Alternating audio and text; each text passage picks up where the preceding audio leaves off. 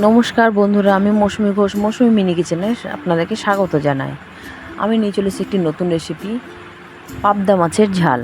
পাবদা মাছের ঝাল করার জন্য আমি দেখুন পাবদা মাছ নিয়ে কেটে ধুয়ে বেছে রেখেছি, আর পাবদা মাছকে লবণ হলুদ দিয়ে মাখিয়ে রেখেছি। এবার নিয়ে নেবো একটি কড়াইটা আমি গ্যাস জ্বালিয়ে নিয়েছি। কড়াইটা গরম হয়ে গেছে, তাতে সর্ষের তেল দিয়ে দেবো। সর্ষের তেল দিয়ে রান্না করব। সর্ষের তেলটা দেওয়ার পর সর্ষের তেলটা গরম হয়ে যাবে দেখবেন গরম হয়ে ধোঁয়া উঠবে। সেই সময় আপনাদেরকে পাবদা মাছটা কড়াইয়ে দিতে হবে, নয়তো আগে দিলে পরে পাবদা মাছটা ভেঙে যাবে। দেখুন আমার কড়াইয়ের তেলটা গরম হয়েছে, দেখতে বুঝতে পারছেন আপনারা, আশা করি। দেখুন এক এক করে পাবদা মাছটা দিয়ে দিলাম। বন্ধুরা, আমার ভিডিওটি দেখবেন, লাইক কমেন্ট শেয়ার করবেন, সাবস্ক্রাইব করবেন, আর পাশে থাকা বেল আইকনটি টিপে দিবেন নতুন ভিডিও পাওয়ার জন্য। আমার সবার প্রথমে দেখুন পাবদা মাছগুলো আমি দিয়ে দিয়েছি। পাবদা মাছটা আমাদেরকে লাল লাল করে ভাজতে হবে পাবদা মাছের ঝাল করার জন্য।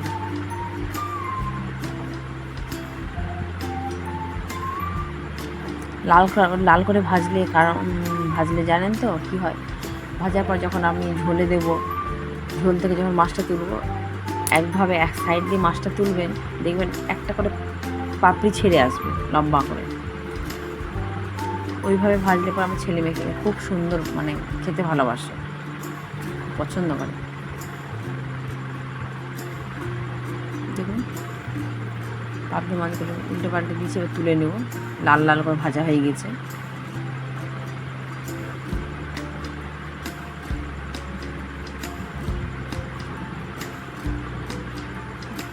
বাকি যে কটা পাবদা মাছ আছে সে কটা কড়াইয়ে দিয়ে দেবো। একইভাবে আমি ভেজে তুলে নেব।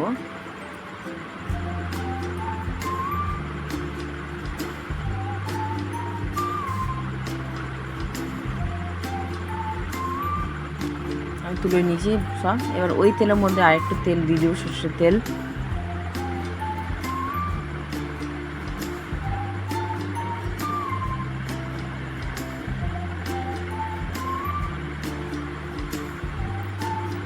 তেলের মধ্যে দিয়ে দেবো আমি কালো জিরে ফোড়ঙের,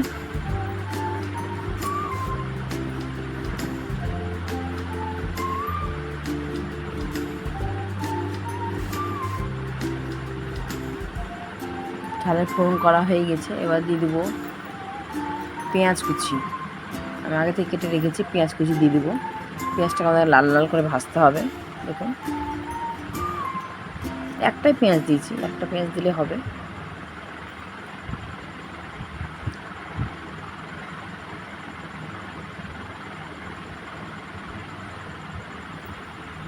বন্ধুরা, আপনারা অবশ্যই কমেন্ট করবেন। আমি নতুন ভিডিওগুলো দিচ্ছি, দিলে আমার উৎসাহ বাড়বে ভিডিওগুলো দেওয়ার জন্য।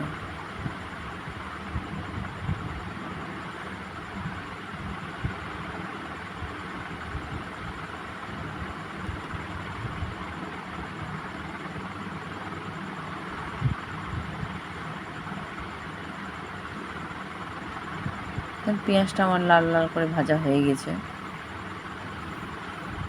এবার দিয়ে দিব আমি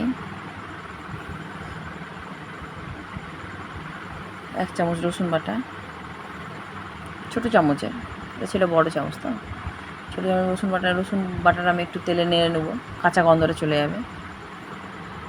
এখন নেড়ে নিয়েছি। এবার দিয়ে দেবো একটা লাল ছোটো টমেটো কুচানো, এবার দিয়ে নাড়বো।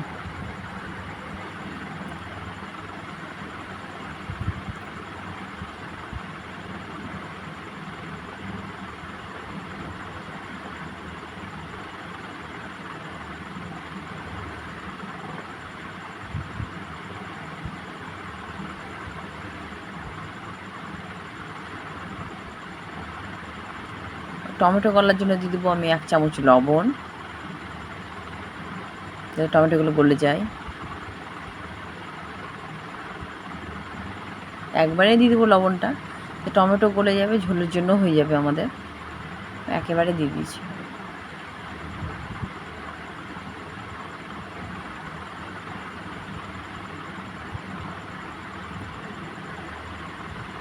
দেখুন টমেটোগুলো গলে আসছে। দিয়ে দেবো হলুদ গুঁড়ো 1 চামচ,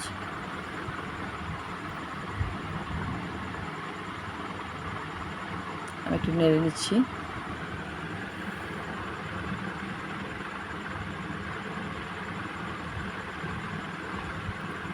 এবার আমি আগে থেকে জিরে আদা বেটে রেখেছিলাম, দিয়ে দেবো 2 চামচ আমি।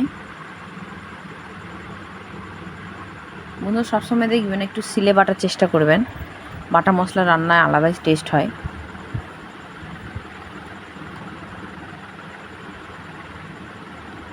আর দিয়ে রেখে দেবো শুকনো লঙ্কা বাটা 1 চামচ। সবটা মিক্স করে নেব, দিয়ে এবার কষাবো। কষতে কষতে দেখবেন যখন তেল ছেড়ে দিবে, ভাববেন আপনাদের মশলাটা কষানো হয়ে গিয়েছে।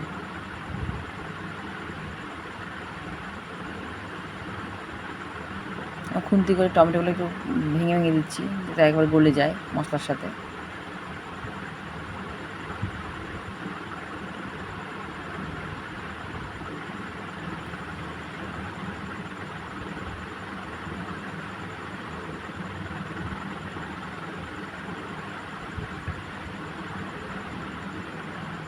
মশলাটা কষা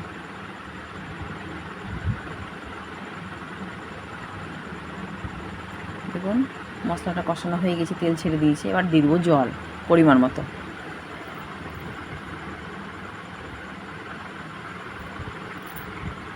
অল্প একটু দিলে হবে, আমি খুন্তি দিয়ে নেড়েছি ভালো করে। খুন্তির একটু সামান্য জল দিয়ে ধুয়ে নেবো, মশলা লেগেছে। দিয়ে এবার আমি ঢাকা দিয়ে দেবো 5 মিনিটের জন্য। ঢাকা দিয়ে দিলাম 5 মিনিটের জন্য, ঝোলটা ফুটুক।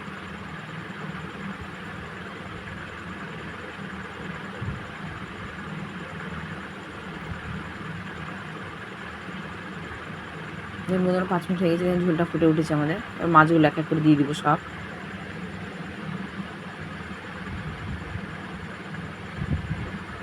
দেখছেন কেমন ফুটছে, মাছগুলো দিয়ে দিলাম এক এক করে।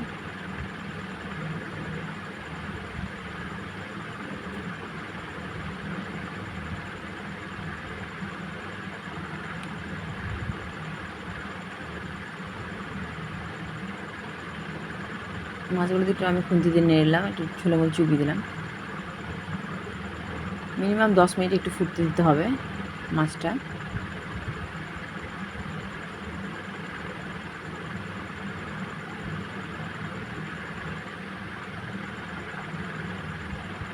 এখন আঁচের ফ্লেমটা কমেছে এবং আমার পাবদা মাছের ঝালটা হয়ে গেছে।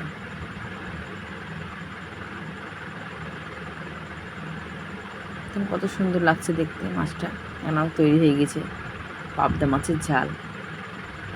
এবার নামিয়ে নেব একটা প্লেটে। দেখুন কত সুন্দর হয়েছে। আপনারা খেয়ে করে দেখবেন, কমেন্ট করবেন কেমন হয়েছে। ধন্যবাদ।